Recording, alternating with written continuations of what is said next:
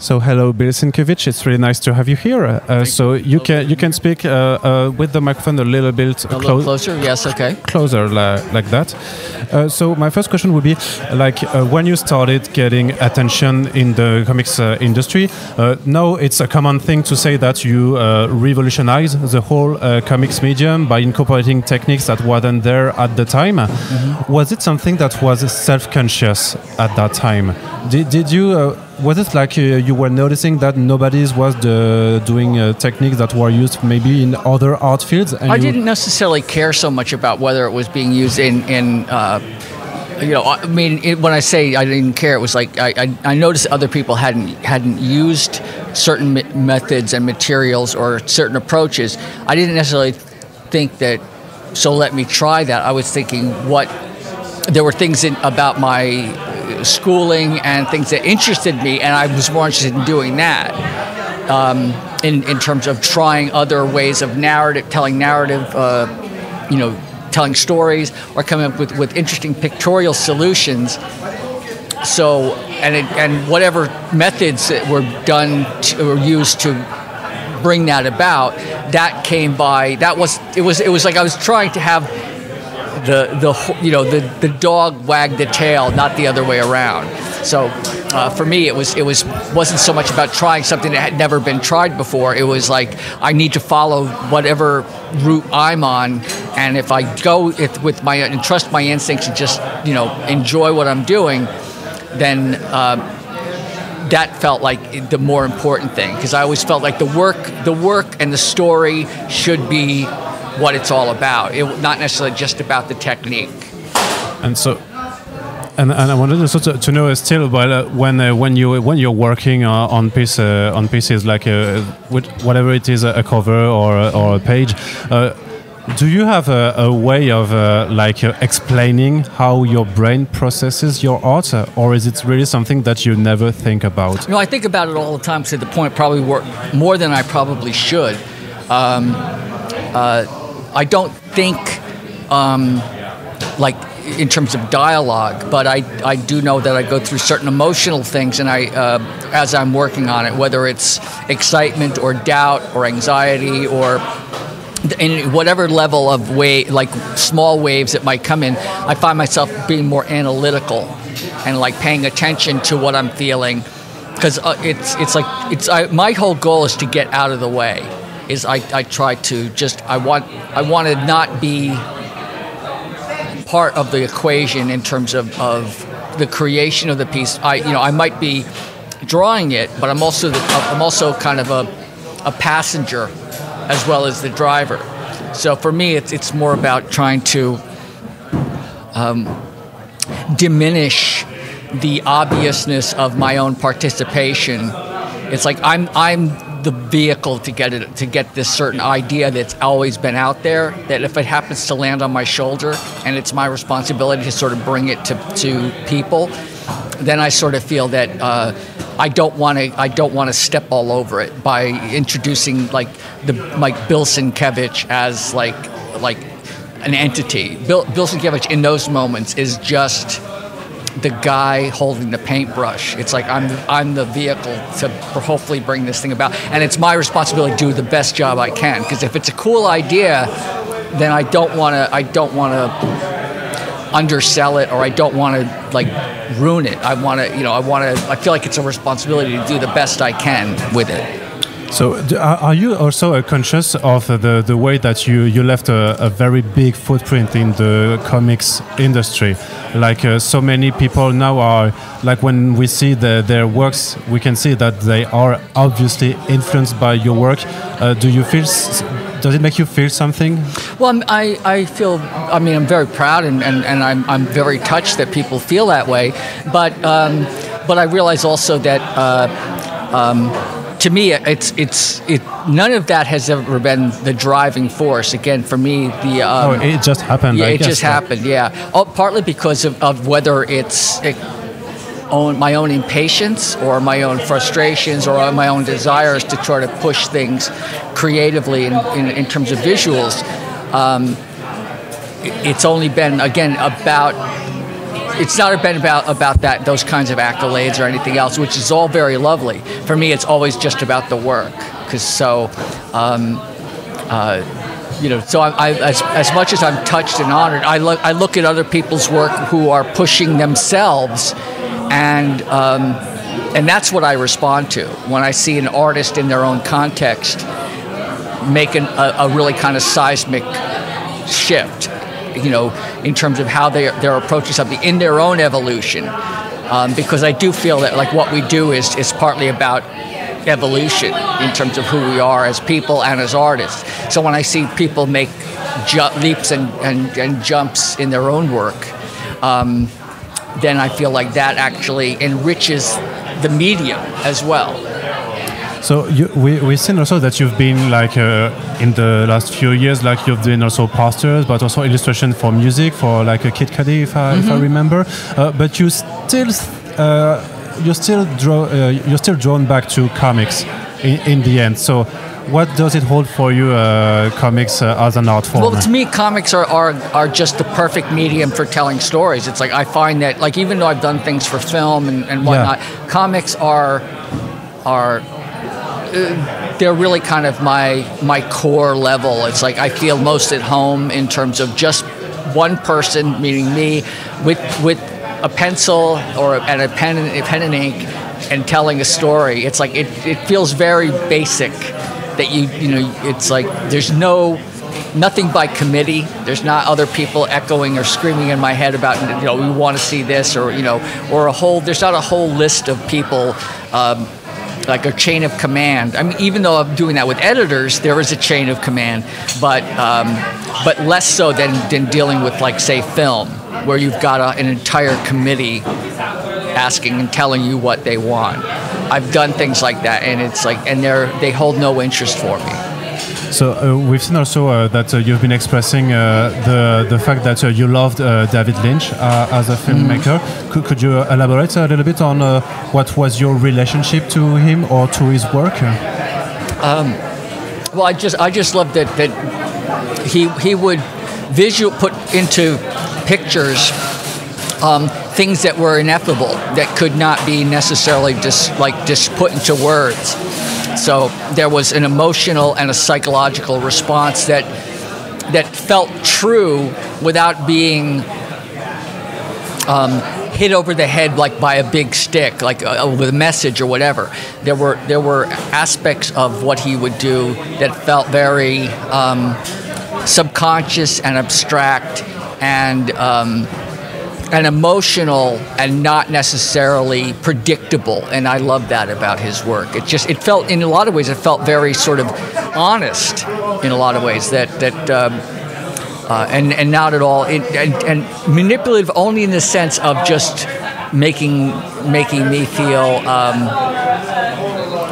confused sometimes and excited other times, and that he would do things with words and pictures and dialogue and pictures, and the juxtaposition of those two things together would result in a third entity.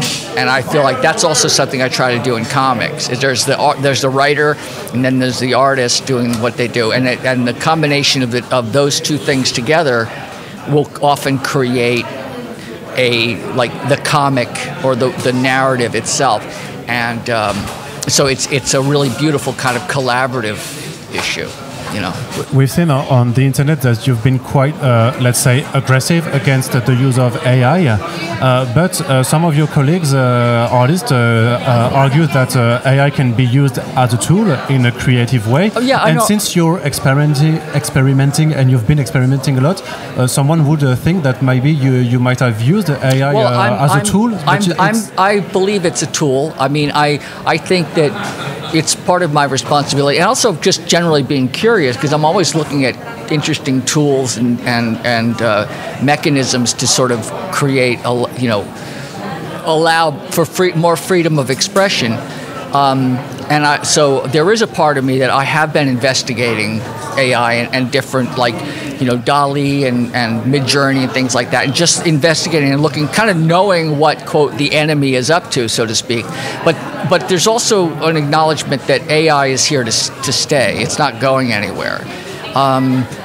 in a lot of ways, I wouldn't have an issue necessarily with AI, except partly because they're rapacious in terms of stealing from artists and not giving due credit. So that feels just like one more corporate level of inequity and and things that feel disgusting to me in terms of what corporations have done since corporations were a thing. So I have issues with that, but I also feel that I just want to know what's possible and to see how it can be utilized. Like for example, there's AI that is used in medical diagnostics. There's AI that's used to clean up certain things, like. But it's not creative processes. And it's interesting is that I don't feel that with prompts necessarily that the end result is anything particularly creative. It's if anything, I feel that it cannibalizes itself.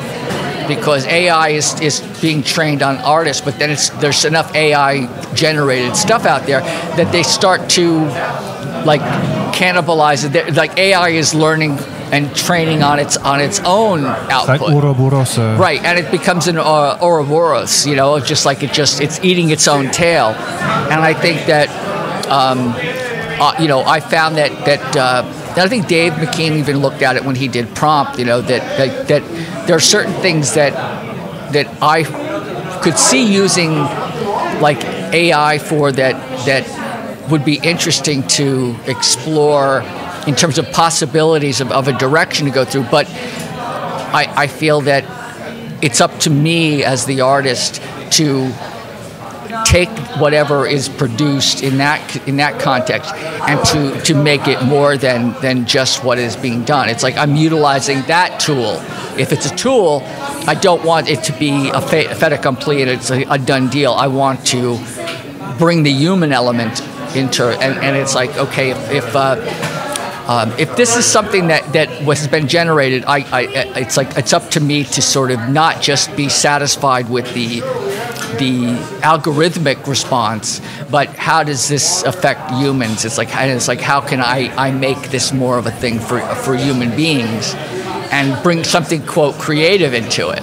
Because that's where I feel the difference comes in, is that I have the wealth of experience and also of emotional insight and hopefully a level of consciousness that I try to bring to it, that AI, because of just, it's not, there will be no sentience. It's not sentient. I think it's just another,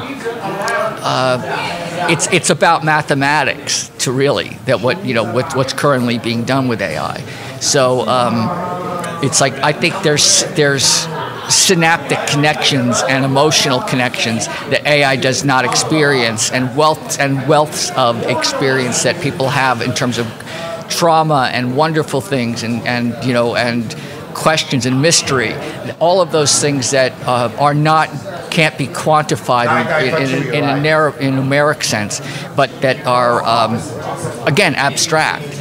That is what I feel like is incumbent upon humans to put into the equation or bring to the equation.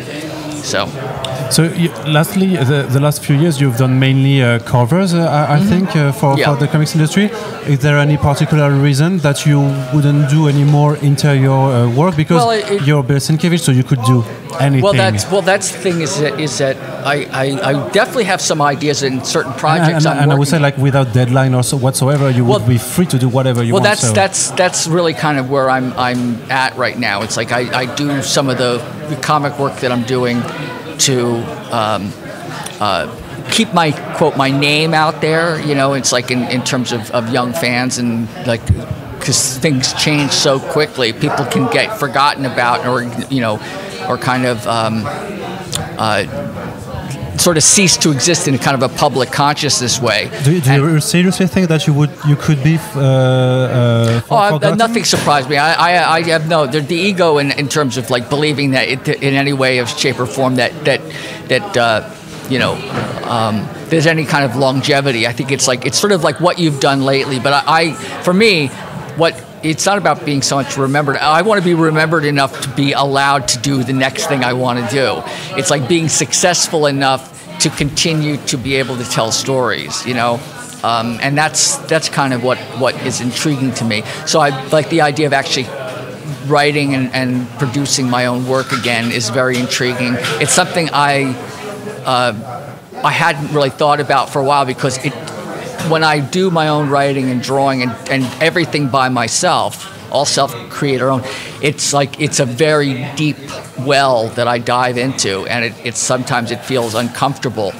You know, I mean, when I'm drawing for somebody else's script, I can sort of stay at a slight distance, but when I'm telling a story and writing it and drawing it and painting it, I kind of live it 100%. Yeah, and you're left by yourself. Yeah, well, yeah. It's both the most exhilarating feeling in the world, and it's also very terrifying, because some of it feels like very much uncharted territory, and that's when I feel I'm being the most honest. It's like that I've faced certain demons in myself or whatever, but also there's other projects like you know, by other writers. Like there's a novelist, you know, that I'm actually hoping to do an adaptation of one of his novels, and it's, you know, it's nothing I can really mention right now, but hopefully it looks like it might be a go.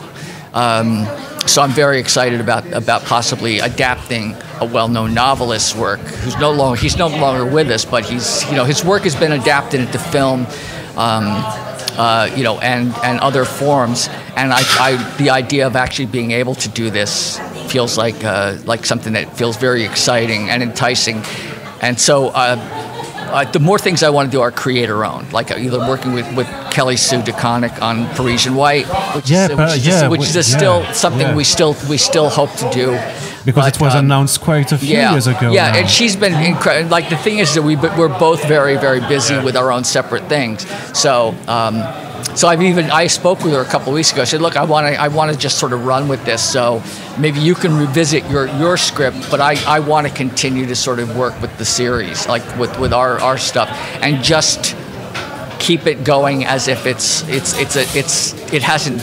not on the shelf. It's not in limbo. It's like it's still going to happen. So. And just to finish, is there anything you haven't done yet in a creative way that you would try to do? Yeah, I'm sure that there is. I mean, I can't think of anything offhand. It's like you know, because I always think about just whatever the next thing is. It's like I wish I had an absolute, like, I haven't done X, I haven't done Y. It's like I mean it comes down to it, like certain things, like I haven't done a Western, you know, I'd like to do a Western, you know, I mean, or I'd like to try you know, this kind of approach. Like, and one of the things about with Straight Toasters, you know, I played around with different stylistic approaches, and now with Parisian White, it's like with Kelly Sue, part of it was, excuse me, yeah, sure. Trying to figure out like how the story wants to be told. So to me, that's where the most intriguing aspects of. I left all of my stuff. Sorry. That's okay. Well, I was wondering whose stuff that was. So yeah, it's okay. I was going to say what was the last thing I just said? I was got a little distracted. About the stuff that you haven't done yet, so you were thinking maybe a Western, well, there's something realistic, like in terms of a realism approach, but there's another part of it that feels that the idea of approaching it more like animation, like, and that the thing that I want to try the hardest to do is to get out of the way. It's like I want the work to decide, to tell me what it wants to be. Then I feel like I'm being the most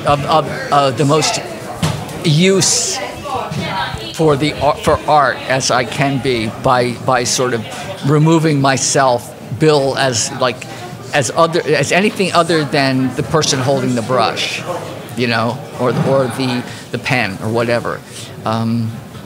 It's like I don't want to necessarily insist on me being a factor. It's like, you know, it's I don't know if that makes any sense. You want to put yourself behind the art. You want the art to be the driver. It's at the service of, and because I sort of feel like that's like my job, is to sort of get out of the, like, again, I say it a lot, to get out of the way.